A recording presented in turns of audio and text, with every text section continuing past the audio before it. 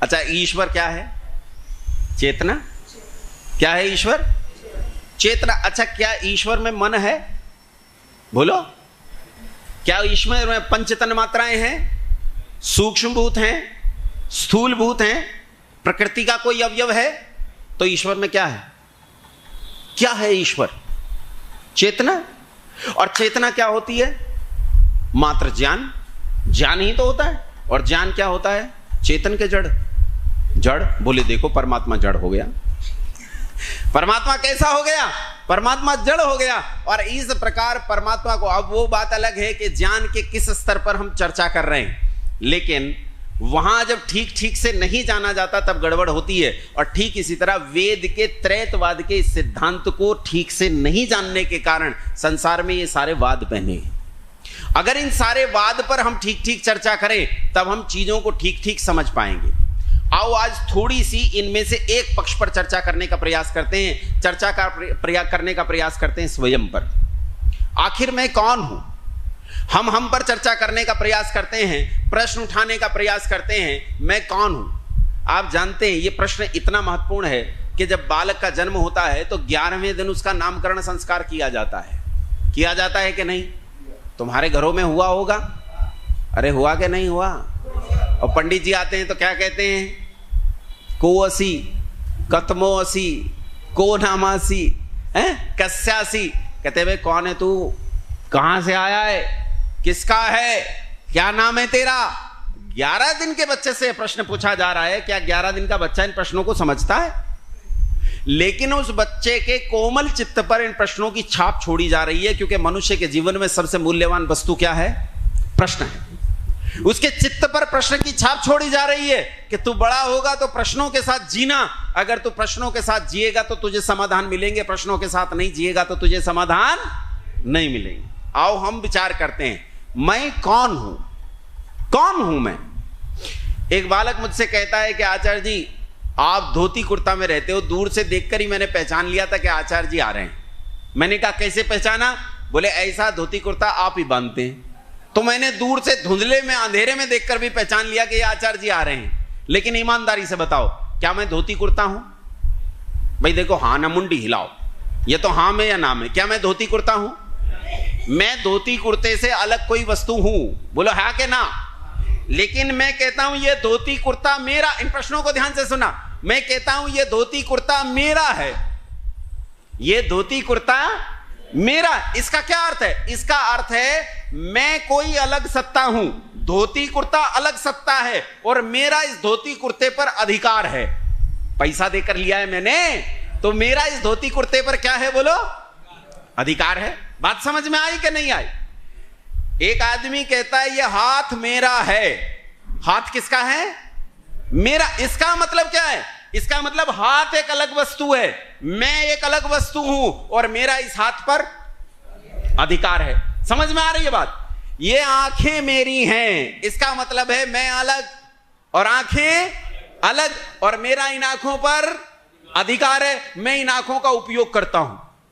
वो गाड़ी मेरी है, इसका मतलब है मैं अलग और गाड़ी अलग, और मेरा उस गाड़ी पर अधिकार है, मैं उस गाड़ी का उपयोग करता हूं। बात समझ में आ रही है कि नहीं? ये मेरा शरीर है। क्या मतलब है इस बात का? शरीर अलग, मैं अलग, और मेरा इस शरीर पर अधिकार है और मैं इस शरीर का उपयोग करता हूं। बात समझ में आ गई? अब एक बात तो साबित हो गई कि शरीर मैं नहीं हूं, मैं शरीर, मैं कोई अलग सत्ता हूं। तो फिर मैं कौन हूं? अब इस अलग सत्ता के स्तर पर समझने का प्रयास करते हैं कि मैं कौन हूं। उपनिषद में इसी बात को समझने के लिए जब इंद्र और विरोचन जाते हैं एक विद्वान के पास और उनसे जाकर कहते हैं कि मैं कौन हूं, तो कहते हैं जो दिख रहा है यही है तू, यही तू है। तो उसने कहा अच्छा यही मैं हूं। बोले इसका एक गुण बता दो। बोले ये नित्य है, अपरिवर्तनीय है, इसमें परिवर्तन नहीं होता। जो तू है उसमें परिवर्तन संभव नहीं है। अब ये वहां से चले, इनमें दो अलग अलग बुद्धि के लोग थे, एक राक्षस था, एक देव था। दोनों गए, रास्ते में बुरी तरह थक गए, मन में थकान उमड़ रही थी, और ये पानी पीने के लिए एक तालाब पर रुके। जैसे ही पानी पीने के लिए झुके तो वो जो बुद्धिमान था उसने जल में स्वयं को देखा कि मेरा गोरा चेहरा मलिन हो गया है, थकान के कारण काला दिख रहा है और ये बहुत दुखी दिख रहा है, थकान के कारण इसके चेहरे पर दुख दिखता है। और उन्होंने कहा था जो तू है उसमें परिवर्तन संभव, पर इसमें तो परिवर्तन हो गया, इसका मतलब है ये मैं नहीं हूं। ये वापस चला गया, दूसरे वाला चला गया अपने घर और जाकर उसने उस शरीर की पूजा में ही जीवन बिता दिया। उसने कहा भैया यही ब्रह्म है, इस ब्रह्म की पूजा करो, इस ब्रह्म में खाओ पियो मौज करो, जो करना है करो। और उन्होंने कहा यावत जीवेत सुखम जीवेत ऋणम कृत्वा घृतम पीवेत, जब तक जियो सुख से जियो, कर्जा लो और घी पियो। ऐसा कहा, और कितना पियो? कहता पीतवा पीतवा पुनर्पीतवा यावत पतति भूतले, पियो पियो जम के पियो। कब तक? बोले जब तक जमीन पे न गिर पड़ो, यावत पतति भूतले, और अगर गिर ही पड़ो तो क्या करो? कहा पुनरुत्थाय वही पीतवा, फिर उठो और फिर पियो। कहा पुनर्जन्म न विद्यते, कोई परमात्मा शर्मात्मा नहीं होता है। ये उन्होंने अपना मत बना लिया और इसी मत में दुनिया चल पड़ी। आज हमारा समाज क्या इसी मत में नहीं जीता? बोलो, आज हमारा समाज इसी मत में जीता है कि नहीं जीता? जब आप योगेश नाम के शरीर को गाली देते हो तो मुझे बड़ा क्रोध आता है कि तुमने मुझे कैसे कह दिया, मैं ऐसा नहीं हूं, मेरे बारे में ऐसा क्यों कह दिया? ये ऐसी बात एकदम गलत है। कल मैंने आप लोगों के बीच में एक बात कही कि राम भद्राचार्य जी ने स्वामी दयानंद सरस्वती को कुछ कह दिया और वो बात गलत थी।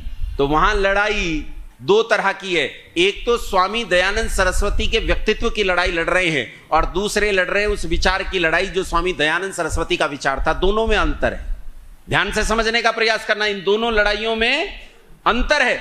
एक में स्वामी दयानंद सरस्वती के वो जो विराट स्वरूप है, उस विराट स्वरूप की स्तुति करता हूं। हम राम जी की स्तुति करते हैं, क्या कहते हैं? आजान बुज शर चाप धर संग्राम जित खर दूषणम कंदर पगुणित अमित छवि नव नील नीरद सुंदरम। हम बताते कैसा था, अरे बाप रे ऐसी भयानक जंघाएं थी, ऐसे हाथ थे, ऐसी कंबू ग्रीव थी उसकी, और जब चलता था तो मांसपेशियां उसके शरीर में ऐसे दौड़ जाती थी मछलियों की तरह। इतना मजबूत शरीर का स्वामी था। हम राम जी के शरीर की स्तुति कर रहे हैं। किसकी स्तुति कर रहे हैं? राम जी के शरीर की। अच्छा ईमानदारी से एक बात और बताओ, क्या आज हमने आर्य समाजियों की बात कर रहा हूं, क्या आज हम दयानंद के संबंध में ऐसे ही नहीं हो गए हैं? हम दयानंद के सिद्धांत की रक्षा के बजाय किसकी रक्षा करने का प्रयास कर रहे हैं?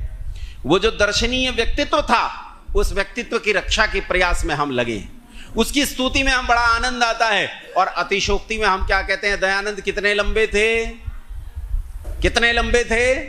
अरे कहते ना बहुत लंबे थे। कितने लंबे बना देते हैं? अच्छा एक जगह तो मैंने, बहन जी कह रहे हैं 7 फीट के, एक जगह तो मैंने 8.5 फीट का भी सुन लिया है स्वामी दयानंद सरस्वती को कि वो अच्छा क्या फर्क पड़ता है कि स्वामी दयानंद सरस्वती 4 फीट के थे कि 8.5 फीट के थे? फर्क दयानंद की बात से पड़ता है कि लंबाई से पड़ता है? दयानंद बहुत सुंदर थे, निसंदेह सुंदर थे, गोरे थे, निसंदेह गोरे थे, उनकी नासिका ऊंची थी, निसंदेह ऊंची थी, नेत्र बड़े बड़े थे, निसंदेह बड़े बड़े थे, लेकिन उनके नेत्र बड़े थे, नासिका ऊंची, गौरवर्ण, लंबा शरीर। इससे क्या फर्क पड़ता है? क्या इतने सुंदर लंबे चौड़े शरीर वाले लोग आज भी संसार में नहीं हैं? क्या दयानंद से सुंदर स्वरूप वाले लोग संसार में नहीं हैं? इस शरीर की स्तुति से मुझे क्या मिलेगा? उसने बैलों को पकड़कर अलग कर दिया, इस घटना से मुझे क्या मिलने वाला है? इस घटना से यदि उसके विचार के पीछे खड़े ब्रह्मचर्य और उसके पीछे खड़ी साधना और उसके पीछे खड़े सिद्धांत को मैं प्राप्त करता हूं, तब तो निश्चित रूप से कुछ पाऊंगा। लेकिन यदि केवल कथा करने लगूं, तब उस कथा से तो कोई लाभ होने वाला नहीं। एक दिन अंजलि बहन ने, आज तो मैं इस कैमरे पर बोल रहा हूं, एक दिन अंजलि बहन का मेरे पास फोन आया, बोले आचार्य जी राम कथा करना गलत है कि सही? तो मैंने कहा कैसी राम कथा, क्या क्या करते हैं राम कथा में ये भी बताओ। तो इन्होंने कहा आचार्य जी 16 संस्कार होते हैं मनुष्य के, जो मनुष्य को मनुष्य बनाते हैं। उन 16 संस्कारों में राम को कैसे कैसे प्रखरता आई और राम एक सामान्य व्यक्ति से कैसे महामानव मर्यादा पुरुषोत्तम भगवान श्री राम के रूप में परिवर्तित हुए, उन संस्कार और सिद्धांतों का क्या महत्व है, ये हम राम कथा में बताते हैं। मैंने कहा ये तो 100% सही है, इसका प्रचार जितना ज्यादा हो उतना कम है। जितना ज्यादा उतना कम है। लेकिन यदि मैं केवल राम के नेत्र देखूं, मैं गाऊं ठुमक चलत रामचंद्र बाजत पैंजनियात, अरे वो ठुमक कर चलता था कि गिर गिर पड़ पड़ कर चलता था, इससे मुझे क्या फर्क पड़ता है? फर्क इस बात से पड़ता है कि राम का सिद्धांत क्या था और राम क्या करना चाहता था। बात समझ में आई? एक है शरीर की स्तुति करने वाले लोग और एक है जो आत्मा की स्तुति करने वाले लोग हैं। इनमें दोनों में महान अंतर है। जो शरीर की स्तुति करने वाले लोग हैं, इन्होंने संसार में रक्तपात उत्पन्न किया, इन्होंने संसार में विवाद उत्पन्न किए, इन्होंने संसार में युद्ध उत्पन्न किए। लेकिन जो आत्मा की स्तुति करने वाले लोग हैं, वो इस संसार से अलग उस यात्रा की ओर जाते हैं जहां दुखों का नाश हो जाता है, जहां दुख नहीं रहते। तो वो इस आत्मा के बारे में विचार करते हैं, ये आत्मा कैसा है। तो आओ इस आत्मा के बारे में विचार करते हैं, ये आत्मा कैसा है, ये आत्मा कौन है। अच्छा, जब आदमी मर जाता है तो लोग क्या कहते हैं? लोग क्या कहते हैं? कहते हैं चल बसा। क्या कहते हैं? चल बसा। चल बसा का मतलब क्या होता है? यहां से चला गया और कहीं और जाकर बस गया। समझ गया? लोग कहते हैं गुजर गया, यहां से गुजरा और कहीं और गया। बात समझ में आई कि नहीं? मर गया, यहां से मरा और कहीं और गया। इसका अर्थ यह है कि यह आत्मा सफर करता है, यात्राएं करता है, एक शरीर से दूसरे शरीर, दूसरे से तीसरे, तीसरे से चौथे और चौथे से पांचवें। तो पहली बात तो यह हो गई कि ये शरीर, ये आत्मा जो है, माफ करना शरीर कह दिया मैंने, ये आत्मा जो है एक स्थान से दूसरे स्थान पर जाता है, एक स्थान से दूसरे स्थान पर जाता है। और आत्मा अगर एक स्थान से दूसरे स्थान पर जाता है तो फिर ये एक देशी है। कैसा है बोलो? गुण समझने का प्रयास करना, उसके बारे में चर्चा कर रहे हैं ना। मैंने कहा था शरीर अलग, शरीर तो मैं नहीं हूं, तो मैं तो कुछ और हूं, तो जो कुछ और हूं वो कैसा है उसके बारे में चर्चा कर रहे हैं। ये एक देशी है। कैसा है बोलो? एक देशी है, सर्वव्यापक। अगर सर्वव्यापक होता तो इसका एक जगह से दूसरी जगह जाना संभव। जो सर्वव्यापक है उसे आने जाने की आवश्यकता नहीं है। जैसे ये आकाश, आकाश कैसा है? सर्वव्यापक है। सर्वव्यापक होने से आकाश गमन नहीं करता, उसे गमन करने की आवश्यकता नहीं, क्योंकि जहां आप जाने की बात कर रहे हो वहां पहले से मौजूद है। तो ये पहले से वहां मौजूद नहीं है। जैसे सामान्य रूप से देखो, आपके भीतर मैं मौजूद हूं क्या? हूं क्या? नहीं हूं। मैं शरीर में मौजूद हूं, आप उस शरीर में मौजूद हो। इसका मतलब है आप वहां हो, मैं यहां हूं। हम दोनों अलग अलग स्थानों पर हैं। इसका अर्थ है हम स्थान विशेष पर रहते हैं, और जो स्थान विशेष पर रहता है वो एक देशी होता है। क्या होता है बोलो? एक देशी होता है। अब ये एक देशी रहता कहां है? ये एक देशी कहां रहता है? ये शब्द प्रमाण से बता रहा हूं। ये जो हमारी छाती है, इस छाती में दोनों स्तनों के नीचे जहां पसलियां अलग होती हैं, यहां बीचों बीच एक स्थान है जिसे कमल वेश्म कहते हैं, हृदयपुर कहते हैं। यहां रिक्ति है शरीर में। ये डायाफ्राम है, ये फेफड़े हैं, यहीं हृदय है, यहां बहुत सारी नसनाड़ियां भी हैं, यहीं बीच में एक रिक्त स्थान है। इस रिक्त स्थान पर जीवात्मा निवास करता है। इस ब्रह्मपुर में जीवात्मा निवास करता है, इस हृदय प्रदेश में जीवात्मा निवास करता है। और यहां से हिता आदि दो नाड़ियां जाती हैं मस्तिष्क तक, इनके माध्यम से यह गमन करता है, मस्तिष्क में जाता है। जब आप जागृत अवस्था में रहते हो, जैसे अभी आप जाग रहे हो, तो जागे हुए आप शरीर में इस स्थान पर हो, मस्तिष्क में। यहां आपके 4 कार्यालय, ये आपका कार्यालय है, यहां आपके 4 क्लर्क काम करते हैं। इन 4 क्लर्कों के नाम है मन, बुद्धि, चित्त और अहंकार। इन 4 लिपिकों के माध्यम से वो इस पूरे शरीर को चलाता है। जैसे केवल ड्राइविंग सीट पर बैठा हुआ ड्राइवर पूरी गाड़ी को देख सकता है। आजकल तो वो 360 कैमरा आ गया ना गाड़ी में, और सारी गाड़ी को वहीं से कंट्रोल किया जा सकता है। तो जैसे वो पूरी गाड़ी को एक जगह बैठकर कंट्रोल करता है, उसकी तो क्षमताएं फिर भी कम हैं, इसकी क्षमताएं बहुत ज्यादा हैं। ये यहीं बैठकर पूरे शरीर को नियंत्रित करता है, जागृत अवस्था में यहां रहता है। अच्छा, आप में से कोई कोई सो रहा होगा, है ना? देख लो अपने आसपास, कोई कोई, मुझे तो पता है कौन कौन झटके ले रहे हैं। एक तो माता जी ले रही हैं, बीच बीच में ले लेती हैं ना, फिर जाग जाती हैं। तो झटका जब हम लेते हैं तो वो गहरी नींद नहीं होती, उसमें आप ध्यान से देखना, आपको मेरी आवाज सुन रही होगी लेकिन समझ में नहीं आएगी।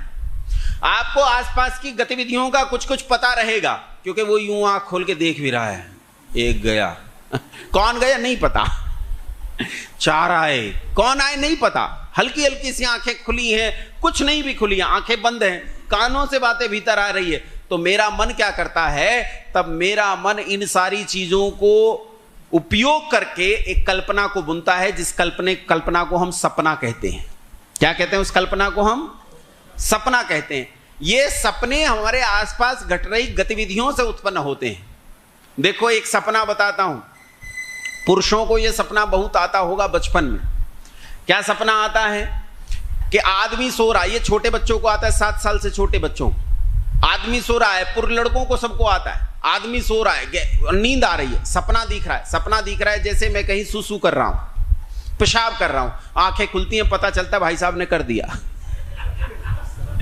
वो सपना इसलिए दिख रहा है क्योंकि आपके शरीर में उस प्रकार के दबाव उत्पन्न हो रहे हैं।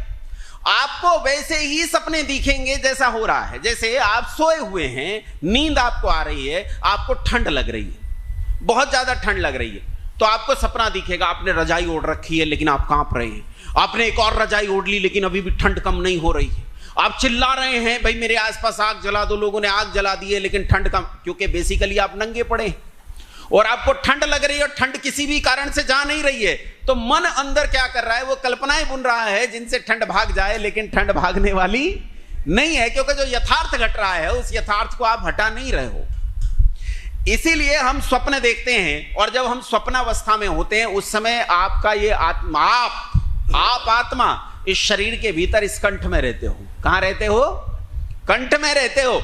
और जब आपकी समाधि लगती है या आप अत्यंत गाढ़ निंद्रा में होते हो, गहरी निंद्रा में, गहरी निंद्रा कैसी होती है?